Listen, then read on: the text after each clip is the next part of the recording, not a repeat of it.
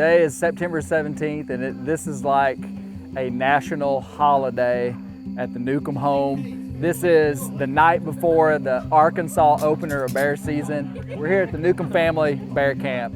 This is like my favorite night of the year. Tomorrow we get to hunt, and I've got my family here. I got my wife, got Brent Reeves, and I'm hosting this year Anthony Ballard.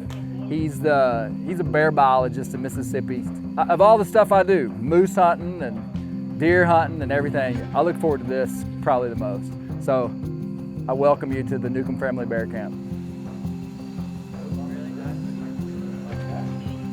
I've had better news before on the night before bear season. Anthony, so of all years that you could have come, I would say that this year is probably the toughest I can remember in a while. I've always been able to pick them, so. Yeah. It doesn't make sense unless you've seen it for decades, because it's still, every year I think it's not gonna happen. But if there is a massive acorn crop, a black bear would rather eat a white oak acorn than anything that you can put out for them. We're baiting these bears, and you think that you could pull them off natural food, and man, the acorns are raining. I started baiting, me and Bear did 3 weeks ago, and they never really caught on like they did. Like last year, we were seeing a ton of bears. Yeah, there were a lot last year. I mean, yesterday, there were shooter bears in front of the camera during shooting line, but not many, and just kind of slipping by. So it's probably gonna be tough. We're gonna put Bear in the bear pit. Yep. Which is the bear pit's a wild place to be, man. Yeah. It really is. Me and Bear built the bear pit, and it's literally a dugout. It's like a fruit cellar, you know. I mean, it's like dug out into the side of the mountain. And we did it because I wanted to shoot a bear with primitive equipment from the ground at very close range. So what are you gonna shoot? I'm gonna be shooting it's an Osage orange self bow that I made a couple months ago. Self bow, I think the definition of a self bow is a bow that relies on itself for strength, so basically just one piece of wood. That's what a lot of traditional bows are, laminates, like layered. Yeah. A self bow is carved from a single piece of wood. Yeah. It's the most primitive archery equipment that there is. Yep. Does that pretty thing have a name? The copperhead is what I call it, because the copperhead skins. We had to dig the bear pit out deeper because that bow is so long. We had to go into the bear pit and dig it a foot deeper so that he could shoot out of it. I think we're gonna have to hunt pretty hard to kill a bear.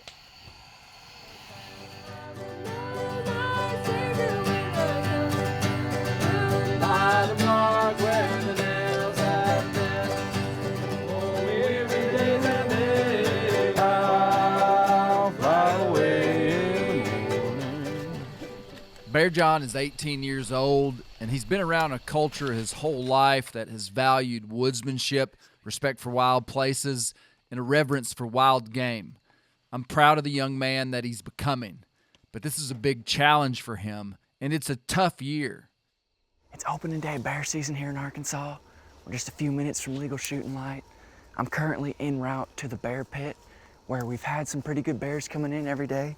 It's gonna be a little bit tough as far as baiting goes, but we should have a pretty good chance. But I'm pretty excited, gonna be shooting with the self bow. So we'll see how it goes. Sending Bear John up to the bear pit, I was anxious the entire day. I was wishing I was up there with him. I couldn't wait to get a call or text from him. The morning was warm and the day was gonna be hot. And while Bear John headed up to the bear pit, I took Anthony into his stand shortly after daylight for an all-day sit. Anthony, the one thing that's consistent with good bear baiting spots is that they're always close to big national forest. Yeah. I mean, here in Arkansas, these bears that's where they want to be, big woods.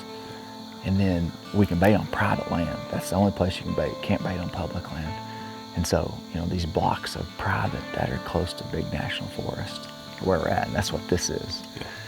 There's been a shooter in the daylight pretty much every day, you know, for the last 10 days, except for yesterday.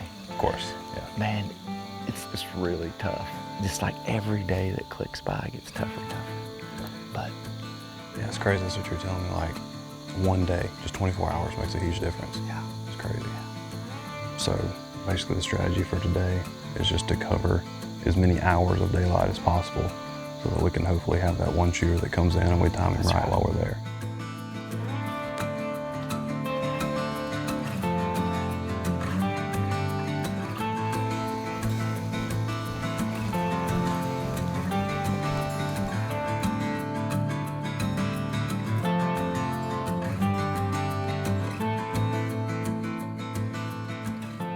the reason that we don't come in before daylight, like when you're deer hunting, is a lot of times these bears are at the baits all night. We're down here low. Yeah. The bait's up about a couple 100 feet elevation. It's kind of up on the mountain. So.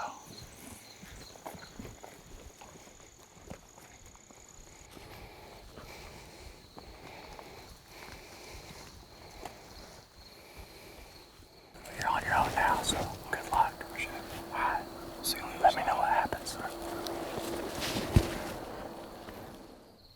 In heavily wooded ecosystems, hunting black bears over bait is an El Primo management tool for agencies.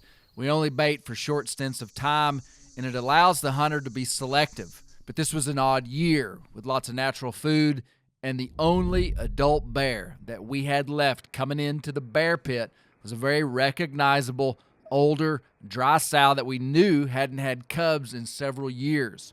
We're usually targeting adult males, but this year was just different. It's about 3 o'clock right now. Usually we'll have a bear in here by now, but we haven't seen anything yet. A couple false alarms, but usually there'll be a bear in here right at dark. The last 4 days there's been one in here right at dark, so we'll see.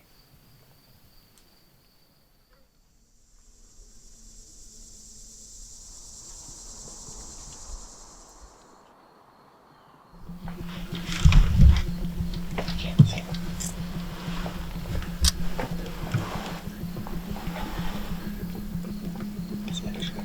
It's her.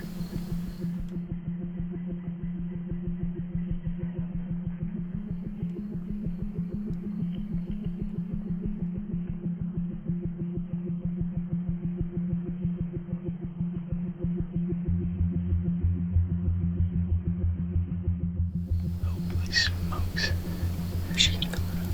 She's just sitting down. We're good. I think she'll come back in. Holy crap. She just came out of nowhere and was immediately in 2 yards. Ah. She's making a big wide circle.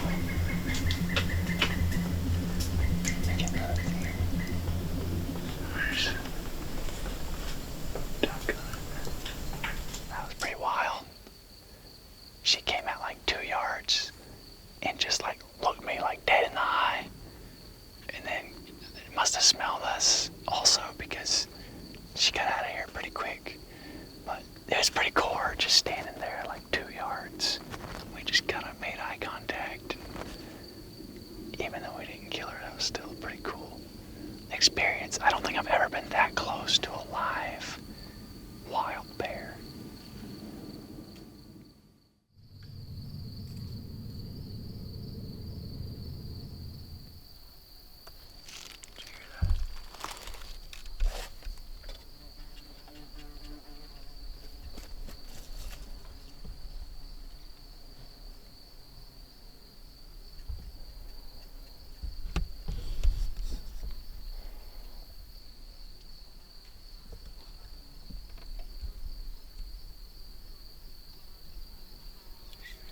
He's too small.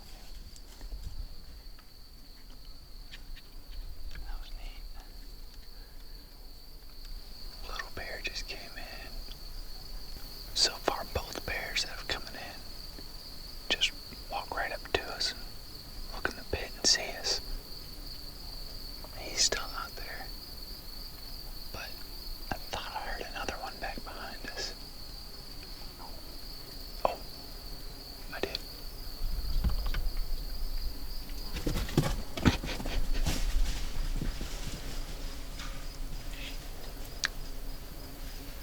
that's discouraging.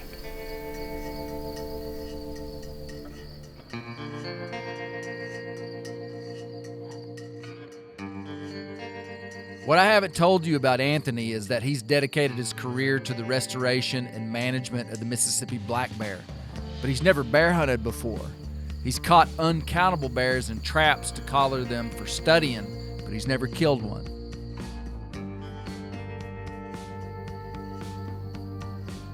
We had a good hunt today. We saw 3 bears, which is nothing to complain about. And we almost had an opportunity at one of the shooter bears. But we're gonna come back in tomorrow and hopefully we can make it happen.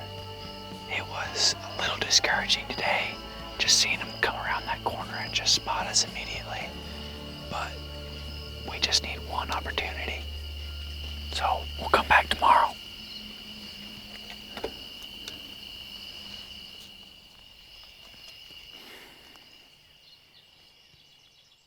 Didn't get him. No. What the heck happened? We were close. We had that big dry sow just like, she just appeared. I mean, we didn't see her, didn't hear her. We were just sitting there and there was a bear 6 foot in front of us. I mean, just like right on that wall. Oh, yeah. You could have reached out and poked her with the arrow. Yeah. But she was just standing there and she just looked right into the blind, just looked right at us and kind of just walked off. Now, on the video, it looked like I was watching on the video. It looked like she kind of ran. She like walked and then kind of trotted and then went out probably 20 yards and just sat down and then just eventually just walked away. Never came back. But then we just had 2 cubs. One popped around on this side and one popped around on that side. Did they spook too? Yep. You know, one of them went out at like 10 yards and piddled around. But it was definitely too small to shoot. So what do y'all want to do tomorrow? I'd rather not spook a bear, so, it would be safer probably to go in at daylight. Bear, what are you going to do? I think I'll probably do the same thing I did today. Just get out there right before daylight and kind of creep up there. When you feel like it's prime time, I mean, it's almost like you got to have your bow knocked, and you might have to shoot one quick.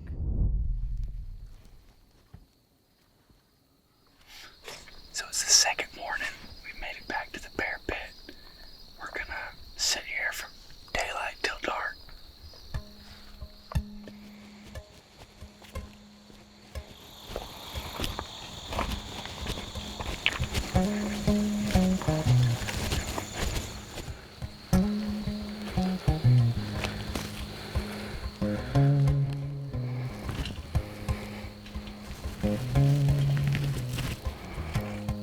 Bear John's back to the bear pit and Anthony back to the tree stand for another all-day sit. But the winds are swirling and the acorns are falling, and that's not helping either one of them. Anthony felt a little exposed, so he brought up some cover.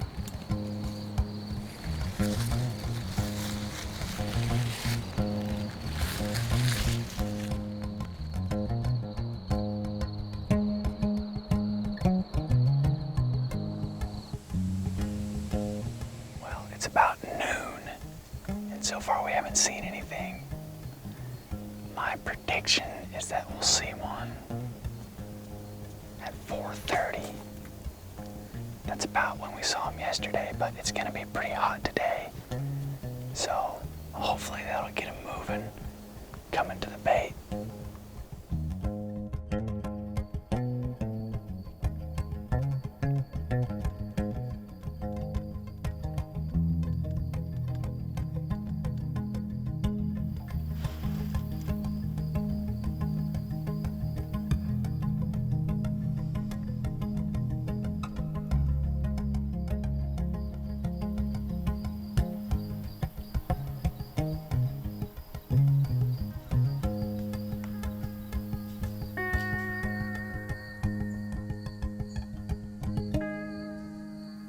Much more rewarding feeling to shoot something with something that you've made, just from, it took me 50 hours to make this bow.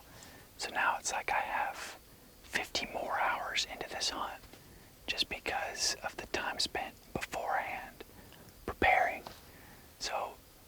if I am able to get a bear today, I'm gonna be pretty stinking excited. Shoot it with a self bow.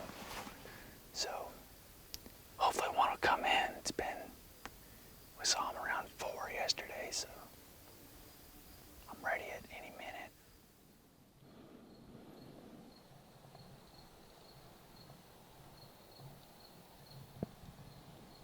These acorns right here, along with a couple dozen others just in a 5-yard area right here, have fallen out of this one tree. And we're about 20 yards from the stand that we just left in this bait site. And so, like I said, the bears are wired to find that natural food source and key in on it. And what we're trying to do is sort of interrupt that pattern to draw them to the bait site, but when they don't really have to, sometimes they don't.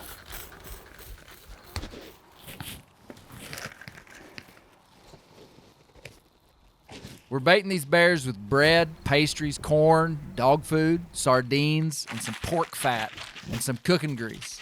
As good as all that sounds, a bear would rather eat an acorn.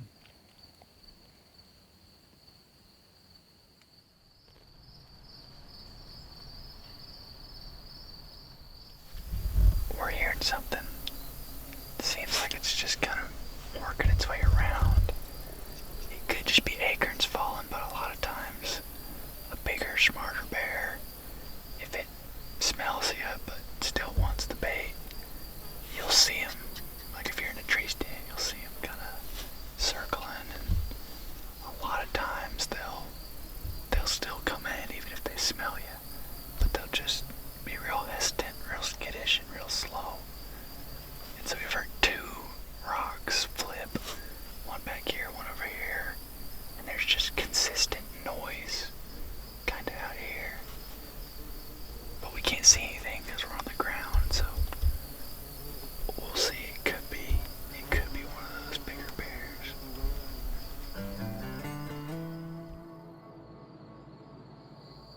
Got about 40 minutes worth of daylight left.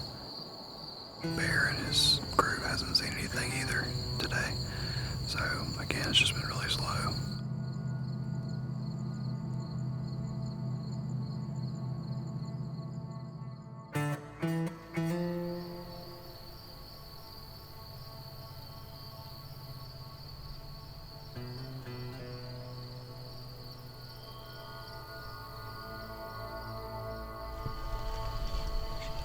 She's straight out ahead.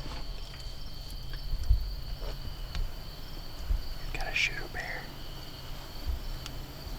coming in.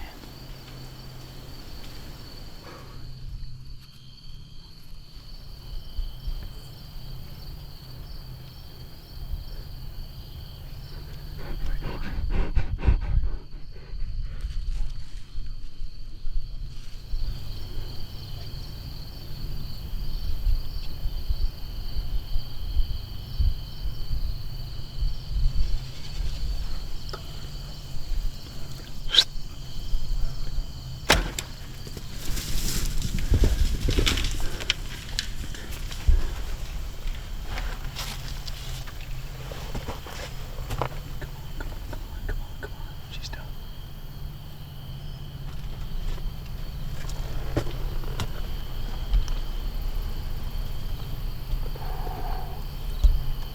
Smokes. That bear just came in and just walked right out and saw us. She turned, started going away. I kind of whistled at her and she quartered away from me, but I had a shot at the vitals. So I shot. That arrow just felt a little low. It didn't feel like a great shot, to be honest. Which is never a good feeling, but it could have just smoked her and she's dead just right out of sight, and it just looked worse than I thought. But I don't know, I saw some of the hair sticking out a little low, it felt like. So we'll give her a while, and then I may go walk that trail just a little ways and see if I can find blood. But that's never the feeling you want to have after a shot.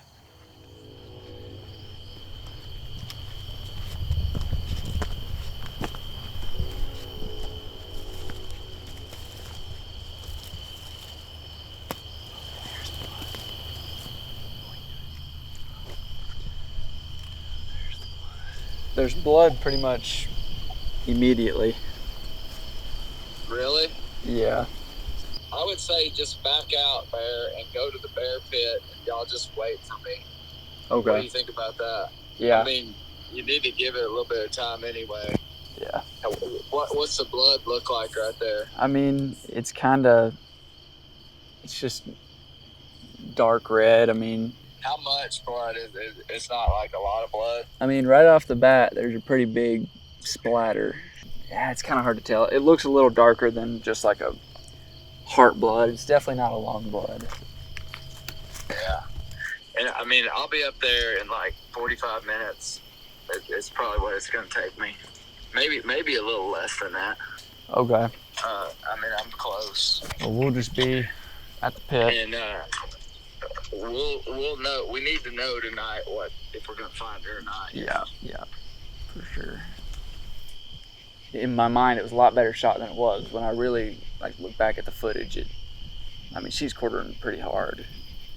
And I mean, that arrow could have just gone up into the cavity, could have just hit her in the elbow, and in which case she probably wouldn't be terribly injured. At least she'd live for sure. Hey, boy. Hey. Well,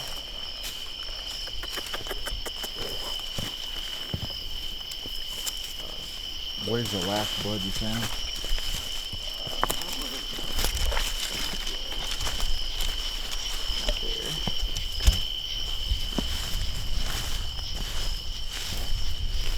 Looking a little better. It's not. Yeah, look. Meat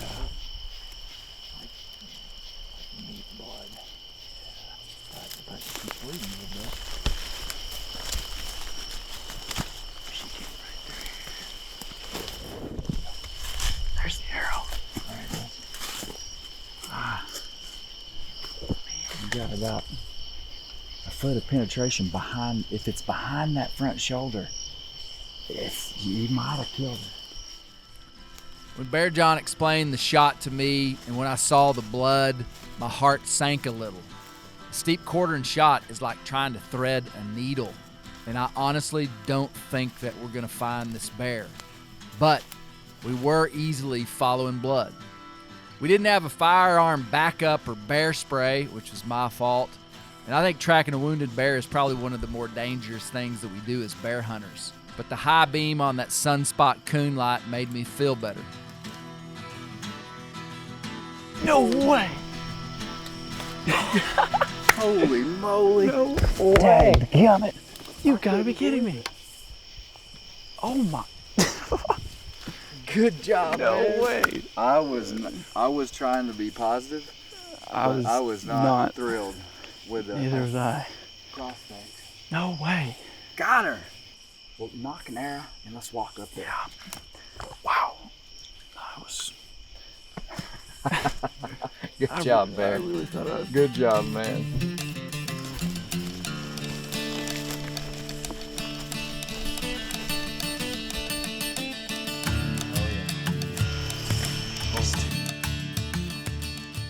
Native American tribes, when they killed a bear and they came up to it, they would come up to it from the rear so that its soul wouldn't see you, and they wouldn't touch it. They wouldn't touch it for a little while because they believed that the soul of the bear was still like hanging around.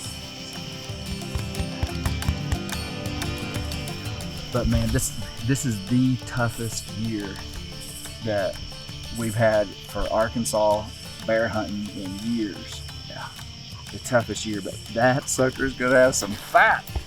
Holy cow. Look at those teeth.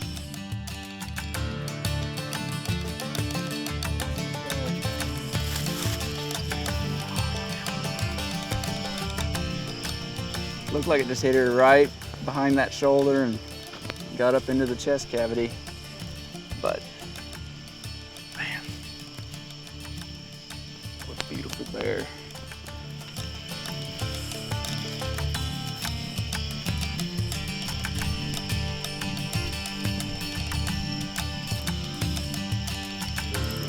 And that's my first big game animal with even a traditional bow. Yeah. I mean, because it seems like kind of just the way that I would have grown up hunting with you and Paw, doing things kind of the hard way has always been valued, just like in the culture that I would have grown up around. And so killing one with a bow, you know, that you made is about as hard a challenge as you can put on yourself. I get a little giddy when I hold a big fillet of bear fat, and this bear had an incredible amount. We're about to show you what we do with it. Hunting with my son Bear John is as natural to me as the summer turned into autumn and acorns thumping down on the leaves in September. This hunt was so special because he put in the work to learn something completely new on his own and honed skills to learn a craft and to build this bow. Killing a bear with a primitive weapon that you made yourself is something that few people have done. I've sure not done it. I'm really proud of Bear John. This site can't be accessed by vehicle or even four-wheeler, so I brought in Izzy, the flashy mule, to help us carry out the bear. It takes a good mule to haul out a bear.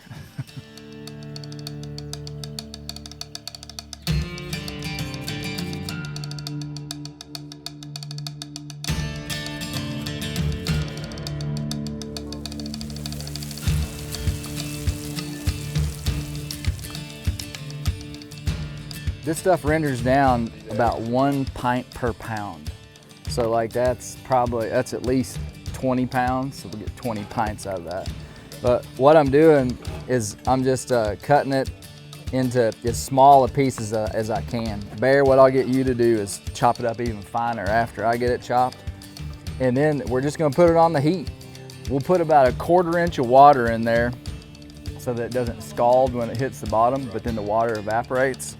You'll lose about 20% when you do it like this. 20% will be cracklings, 80% oil. The best way to do it is to freeze it and then grind it in a grinder, like a meat grinder. Yeah. And then render it, and you You're get just increasing surface area, basically. Exactly. Okay. Well, there's all kind of things you can do with oil. I mean, primarily we use it for like frying oil. You can use it for fish. You can daub it in cast iron when you're frying an egg. Okay. You can use it in substitution for anything that calls for any kind of oil. So like baking a cake. So does it stay liquid or does it solidify again? It will. That's the unique thing about bear oil is that it's liquid at room temperature. It'll take about 25 minutes probably to render down, and then we'll pour it into mason jars and shut the lids, and you're done. And it's shelf stable for years. Yeah. Years. Different stuff in there, you know.